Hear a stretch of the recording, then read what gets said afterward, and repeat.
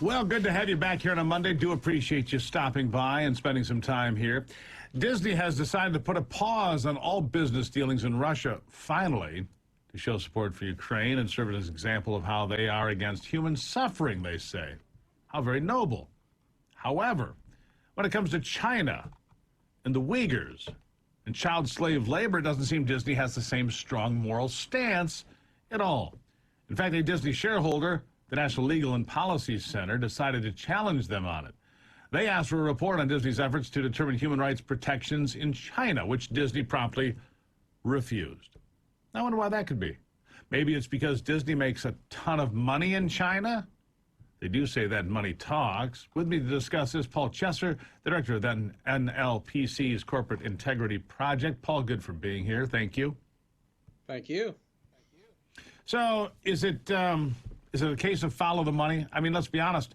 Disney makes a pile of it in China, not to mention all their trinkets, toys, and trash are probably manufactured there to sell in the amusement parks and in the Disney stores and the malls, right? So they get all that cheap Chinese junk. Plus, they get a lot of money there. What do you think? Well, they have resorts there. They want access to the theater goers there, although they've had some trouble with that this year and since COVID started.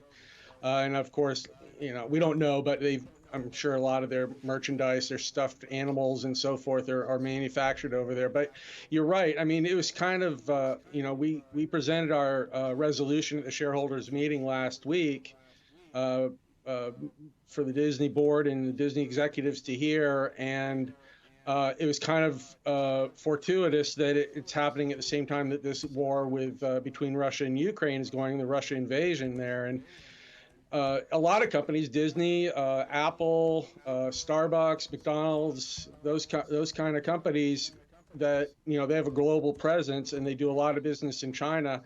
They were all very eager and willing to say, oh yeah, we'll stop doing business in Russia.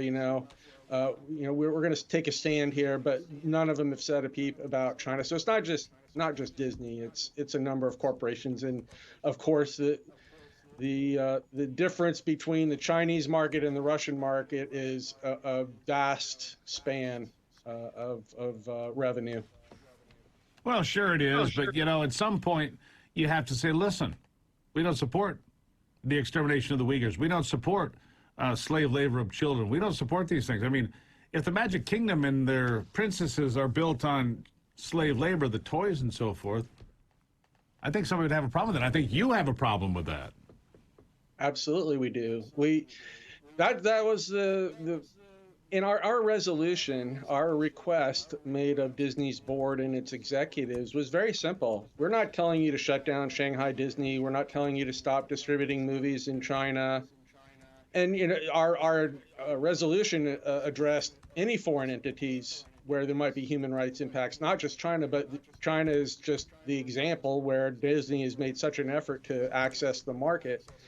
That those were the examples we cited, but we're not telling them that. All we want is a report. We're just asking Disney to be transparent about, how their due diligence in, evaluating and accessing the Chinese market and using the Chinese market to generate goods, to produce their movies. And the main example that we cite in our resolution, and I addressed in my speech to Disney's shareholders last week, was the filming of the live-action movie Mulan, not the animated version from many years ago, but the one from a couple years ago. And they filmed in Xinjiang, where the Uyghurs are based. They filmed there, and in the film's credits, they thanked the local governing authorities, those who are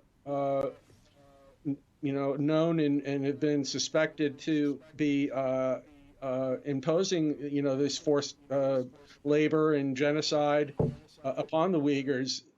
We're just looking for a report. We just want to know how did you just come to that decision, Disney? How did you come to the decision of how as huge as China is? How did you decide to film there, of all places?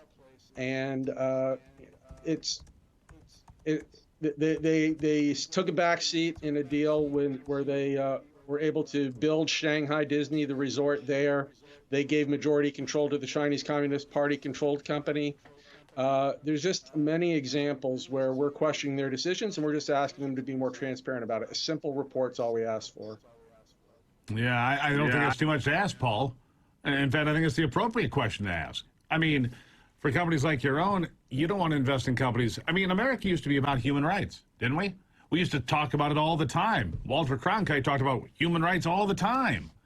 You don't see that in the headlines at all anymore. It's like, well, it's okay. Just look the other way. And with China, and let's be honest, Paul, China puts a pile of money into this country to impact narratives on social media, on news networks and newspapers. I mean, they put money everywhere, not to mention the institutes they put on college campuses and so on and so forth. So, I mean, Chinese money, it's impacting the narrative, isn't it? Well, there's evidence that they fund the narratives that say how bad America is. They're behind a lot of, I can't cite them specifically now, but I've seen it reported that, they're behind a lot of the takedown of the historical American figures, statues, those kinds of things, that kind of messaging, CRT, or critical race theory. And basically the goal is to say, okay, China says, okay, you're making us look bad. Well, you know what, America, you're not all that much better. Your history is not really all that great either. And that's really what that, what's behind that messaging is. So China can maintain access to our markets and our wealthy nation. Well, the fact of the matter is we have a better human rights record than most nations in the history of this world. Are we perfect? No. No, we're not. We've had some very egregious moments in our history, but to compare us to what's happening to the Uyghurs, you can't do that. I don't believe you can talk about child labor and slave labor. You can't do that. Maybe 100 years ago, but as a general rule, no, the United States is clean on that slate. I'll give you the last word. Well, the thing with Disney also, again, I said we're seeking a report, and the response from Disney's board is really pretty atrocious. They're saying, in their response to our proposal on the proxy, they said, we don't have time for this. This is not a good use of our time and resources. We already disclose it through, these blanket policies and practices, and we agree with the United Nations statement on human rights.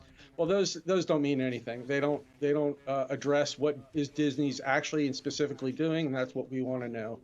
So that's what we're asking Disney to do. Hopefully, from some of the media coverage this resolution has gotten, they'll reevaluate, and maybe our resolution got 34% of the vote, and that's pretty good. If you're not getting BlackRock on your side and Vanguard on your side, it just tells us a lot of our fellow shareholders are equally concerned about this issue.